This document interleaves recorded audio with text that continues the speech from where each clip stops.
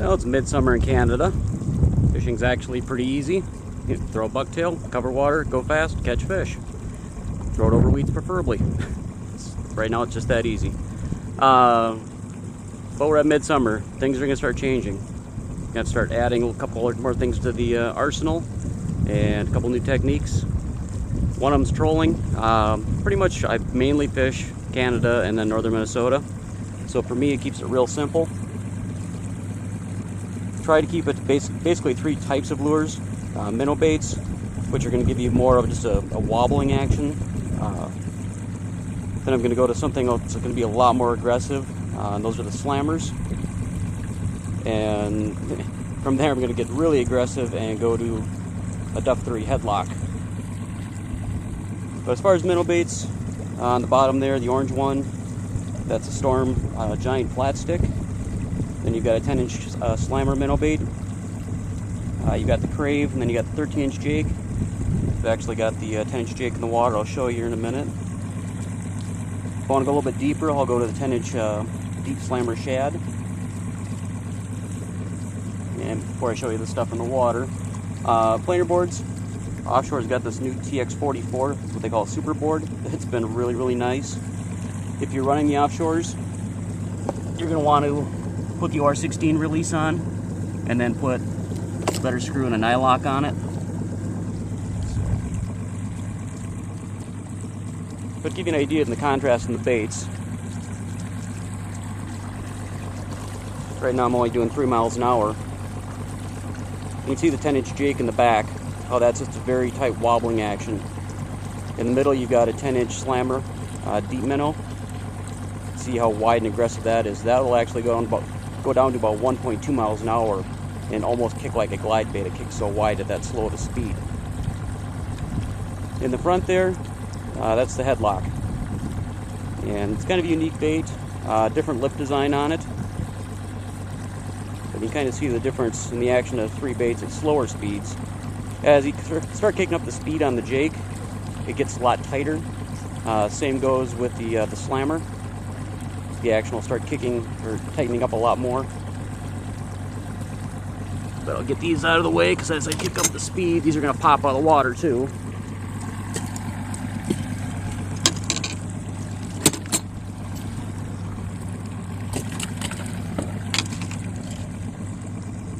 Hear a lot of times about baits walking.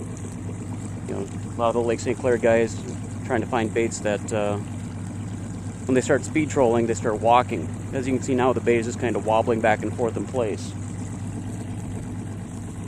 Right now we're doing 2.8 miles an hour.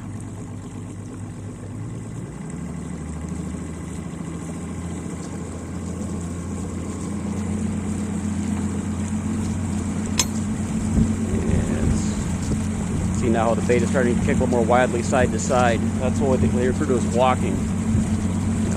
Or the 5 1/4 right now. And that's with a 5-foot leader on. You can see how, you know, that bait is going wide back and forth.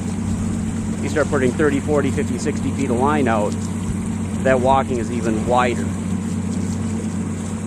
It's a great triggering mechanism.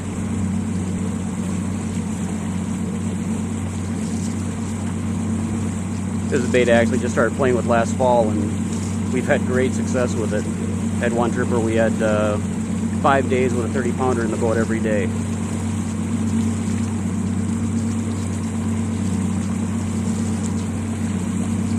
So, biggest thing with crankbaits, you got to learn them. No two run exactly alike.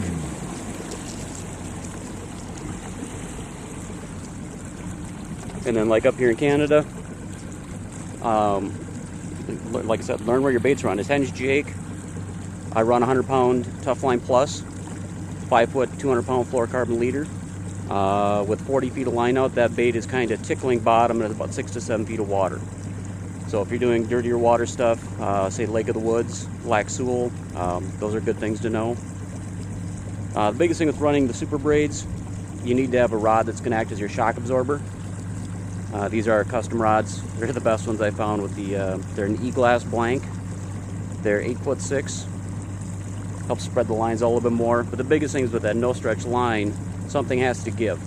And that's what the fiberglass rod's for. Fiberglass rod takes all the shock. A couple other things that you should definitely have for trolling in Canada, especially late fall on Lake of the Woods, Lac Seul, places where you're going to be doing, you know, a lot of contacting the bottom. You definitely want some type of lure retriever, either one on a rope or the Frable one has been really good. So we've actually had to tie or tape rope or knives onto the ends of that because we've actually stuck baits in anchor ropes and had to go down and actually cut the anchor rope. So another little benefit of that one. So. But yeah, fishing going to start getting a little more tougher. Instead of the easy bucktails, going to have to go to the big cowgirls, work a little bit harder, start going to the bulldogs, throwing a lot more big glide baits, and start adding a little more trolling to your arsenal. So get ready for fall. It's time to catch some big ones.